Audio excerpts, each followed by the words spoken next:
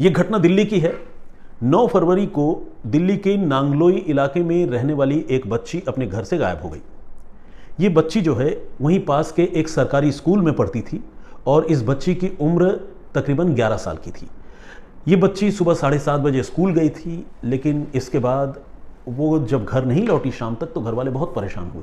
उन्होंने स्कूल में जाकर पहले पता करने की कोशिश की, लेकिन पता चला कि उनकी गुड़िया जो है वो तो स्कूल आई ही नहीं। तो माँ बाप बहुत परेशान हुए और पूरे परिवार में ये बच्ची बड़ी लाडली थी, क्योंकि ये 4 भाइयों की इकलौती बहन थी और पूरा परिवार इस छोटी सी बच्ची पर जान छिड़कता था। आप भी समझ सकते हैं कि बेटियां कितनी प्यारी होती हैं और किसी भी घर की रौनक जो है वो शायद क्या किसी भी घर की रौनक जो है वो बेटियों से ही होती है। बेटों का भी खैर अपना मुकाम अपनी जगह है, लेकिन बेटियों का कोई मुकाबला नहीं है।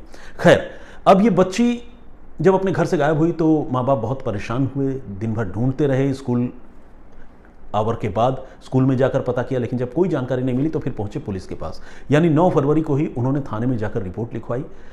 एक बच्ची की गुमशुदगी का ये मामला अपने आप में संगीन मामला था, क्योंकि मैं पहले भी बता चुका हूँ, बार बार बताता रहता हूँ, वो ये कि जब बच्चे गायब होते हैं तो उसे एक गंभीर मामले के तौर पर ट्रीट किया जाता है और उसमें किडनैपिंग का केस दर्ज होता है। तो दिल्ली पुलिस ने अगले ही दिन यानी 10 फरवरी को इस सिलसिले में किडनैपिंग का केस दर्ज किया। हालांकि बढ़िया यही होता कि जिस दिन घर वालों ने रिपोर्ट लिखवाई थी उसी दिन अगर पुलिस किडनैपिंग का केस दर्ज करके इस मामले की छानबीन और रफ्तार से करती, थोड़ी और सक्रियता दिखाती, तो केस का नतीजा शायद कुछ और होता। लेकिन अब केस का नतीजा कुछ और हुआ है। हुआ ये कि 10 फरवरी को पुलिस ने एफआईआर दर्ज की और छानबीन पुलिस ने शुरू कर दी, लेकिन पुलिस को कोई सुराग, कोई लीड नहीं मिल पा रही थी कि आखिर ये बच्ची कहाँ गायब हो गई, कौन उसे ले जा सकता है, क्योंकि घर परिवार वालों ने किसी दुश्मनी की तरफ भी कोई इशारा नहीं किया था। और परिवार इतना अमीर या इतना हाई प्रोफाइल बैकग्राउंड का भी नहीं था कि बच्ची को किडनैप करके कोई फिरौती मांगता, क्योंकि अगर इतना ही एफ्लुएंट फैमिली होती तो जाहिर सी बात है फिर वो सरकारी स्कूल में कहाँ पढ़ती बच्ची। आपको तो पता है कि जो अमीर लोग होते हैं, या मैं कहूँगा कि जो गरीबी रेखा से ऊपर के लोग हैं, ज़्यादातर लोगों के बच्चे जो हैं वो प्राइवेट स्कूलों में ही पढ़ते हैं। तो ये बच्ची भी सरकारी स्कूल में पढ़ती थी, तो इसीलिए परिवार का इतना कोई बहुत वेल ऑफ फाइनेंशियल बैकग्राउंड भी नहीं था। बहरहाल पुलिस जो है वो घर वालों से पूछताछ करती रही, ये जानने समझने के लिए कि अगर कोई बातचीत से अगर कोई क्लू या कोई लीड उनको मिल सके, और इस कोशिश में पुलिस को लीड मिली भी। ये पता चला कि 9 फरवरी को जिस दिन वो बच्ची गायब हुई थी उस दिन सुबह तकरीबन 11:50 के आसपास उस बच्ची की मां के मोबाइल फोन पर एक मिस्ड कॉल आया था। पुलिस को लगने लगा कि क्या इस मिस्ड कॉल का बच्ची की गुमशुदगी से कोई कनेक्शन हो सकता है, खासकर तब जब बच्ची उस रोज स्कूल पहुंची ही नहीं थी। यानी घर से निकली तो जरूर थी मगर स्कूल नहीं गई थी, तो यानी डे आवर्स में वो बच्ची कहीं बाहर थी, या तो कहीं घूम रही थी, या किसी ने उसे अगवा कर लिया था, या जो भी कहानी हो। तो ये मिस्ड कॉल जो है उसी टाइम फ्रेम में आया था उसकी माँ के पास। तो इसीलिए पुलिस ये सोचने लगी कि कहीं इस मिस्ड कॉल का बच्ची की गुमशुदगी से कोई रिलेशन तो नहीं है। अब न सिर्फ घर वालों ने बल्कि पुलिस ने भी उस मिस्ड कॉल पर कॉल करने की शुरुआत की। उस नंबर को ट्रैक करने की कोशिश करती रही पुलिस, मगर वो मोबाइल नंबर जो है स्विच ऑफ हो चुका था। और ये एक और चिंता की बात थी, या आप ये कहें कि ये एक खतरनाक संकेत था। खैर, मोबाइल तो स्विच ऑफ हो चुका था। अब पुलिस लगातार उस नंबर को ट्रेस करने की कोशिश कर रही थी, और यही एक नंबर इस मामले में पुलिस की आखिरी उम्मीद थी, जिसमें पुलिस को लग रहा था कि अगर इस नंबर से एक बार बातचीत हो जाए तो शायद इस बच्ची की गुमशुदगी का राज खुल जाए। अदरवाइज कोई भी रैंडम नंबर से किसी के नंबर पर अगर मिस्ड कॉल हो भी जाती है तो वो आदमी अपना मोबाइल फ़ोन रहस्यमयी तरीके से स्विच ऑफ कर लेगा। ऐसा आमतौर पर नहीं होता है।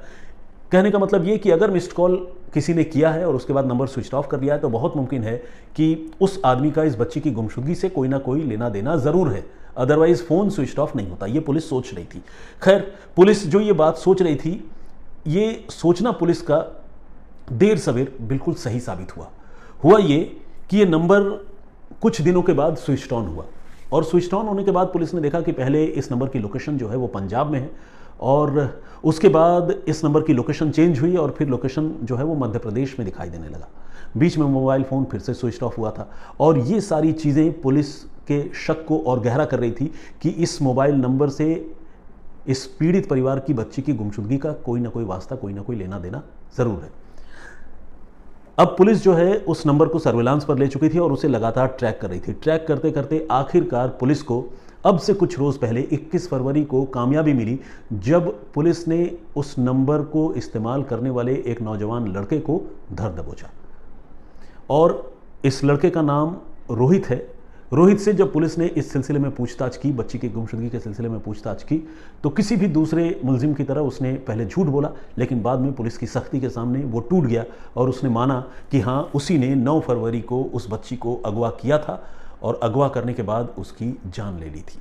उसने ये बताया कि उसने बच्ची को अगवा करने के बाद उसके साथ वो काफ़ी देर तक रहा और नांगलोई इलाके से जो रेलवे ट्रैक गुजरती है उस रेलवे ट्रैक के पास उसे वो बच्ची मिली थी, जिसके बाद उसने बच्ची से दोस्ती की और बातों ही बातों में बच्ची को इस बात के लिए भी राज़ी किया कि वो आगे भी उस नौजवान से मिलती रहे। बच्ची इतनी भोली, इतनी मासूम कि उसने इस अजनबी नौजवान से ये कहा कि अगर वो चाहता है कि मैं उससे आगे भी बात करती रहूं, बच्ची ने उस नौजवान से कहा, तो फिर तुम मेरे मम्मी के मोबाइल फ़ोन पर एक मिस्ड कॉल कर दो। बच्ची ने ये बात जैसे ही उस नौजवान से कही, नौजवान ने उसकी मां को एक मिस्ड कॉल कर भी दिया। लेकिन इसके बाद क्या हुआ? इसके बाद उसी नौजवान ने अपने हाथों से उस बच्ची की हत्या कर दी और हत्या करने के बाद उसने लाश दिल्ली के ही मुंडका इलाके के घेवरा नाम की एक जगह है, जहां पर एक सुनसान खंडहर नुमा जगह है, वहां पर उसने वो लाश छिपा दी, वहीं उसने वो लाश फेंक दी और वहां से फरार हो गया। अब ये नौजवान जब पुलिस की गिरफ्त में आ चुका था और उसने अपना जुर्म कबूल लिया था, तो पुलिस ने उससे उस जगह के बारे में पूछा और वहाँ पर पहुंची ये देखने के लिए कि वाकई ये लड़का सच बोल रहा है या झूठ बोल रहा है। लेकिन जब पुलिस वहाँ पहुंची तो पुलिस के कदम उस मंजर को देखकर ठिठक गए।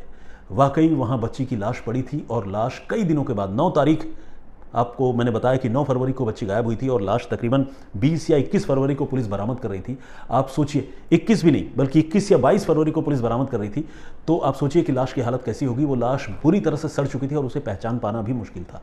लाश पर जो कपड़े थे और जो उसके पाँव थे बच्ची के, उसे देखकर घर वालों ने उस लाश की पहचान की। साथ ही मौके पर ही उस बच्ची का स्कूल बैग और एक गेम जिसे लेकर वो बच्ची अक्सर स्कूल जाया करती थी, वो उस मौके पर पुलिस को पड़ा हुआ मिला, घर वालों को पड़ा हुआ मिला।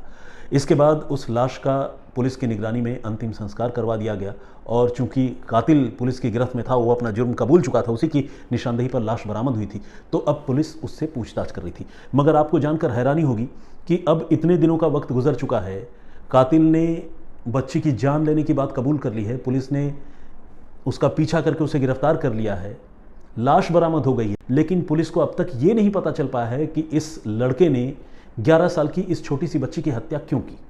हालांकि इस कहानी को सुनकर कत्ल के मोटिव को लेकर आपके मन में भी उसका जवाब जो है ज़रूर आ रहा होगा और उसका जवाब यही है कि शायद इस लड़के ने उस बच्ची को सेक्सुअली अब्यूज़ किया होगा, जिसके बाद इस बच्ची के मुंह से राज खुल जाने के डर से उसने उसकी हत्या कर दी होगी।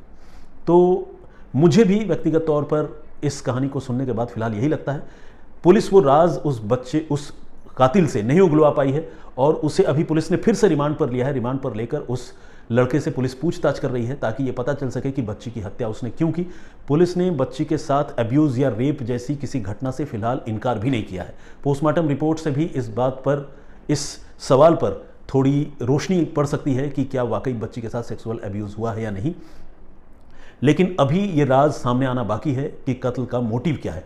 मगर अगर मैं पूरी कहानी का निचोड़ आपको बताऊं तो मैं ये आपको बताना चाहूँगा कि एक बच्ची जो अगवा कर ली गई थी, उसके कातिल को पुलिस ने एक मिस्ड कॉल के सहारे गिरफ्तार करने में कामयाबी हासिल की। लेकिन इसमें भी थोड़ी कमी ये रही कि पुलिस ने अगर पहले थोड़ी और मुस्तैदी दिखाई होती तो शायद वो उस बच्ची को जिंदा बरामद कर पाती, या शायद नहीं भी बरामद कर पाती, क्योंकि कई बार इस तरह के हादसे जब हो जाते हैं तो इंसान जो है वो फ्रस्ट्रेटेड फील करता है। मतलब उसके माँ बाप की हालत आप सोचिए, हम भी फ्रस्ट्रेटेड फील करते हैं, आप भी कर रहे होंगे ये कहानी सुनते हुए, ये वाक़या सुनते हुए। लेकिन अगर मान लीजिए उसी दिन डे आवर्स में उस नौजवान ने बच्ची की हत्या कर दी है, तो बच्ची के घर वाले अगर शाम तक पुलिस के पास गए और मान लीजिए रात तक अगर रिपोर्ट लिख भी ली जाती और तब तक अगर वो मिस्ड कॉल वाला मोबाइल नंबर स्विच ऑफ भी हो चुका है, तो फिर पुलिस के लिए उस बच्ची को ज़िंदा रिकवर कर पाना तो तकरीबन नामुमकिन है।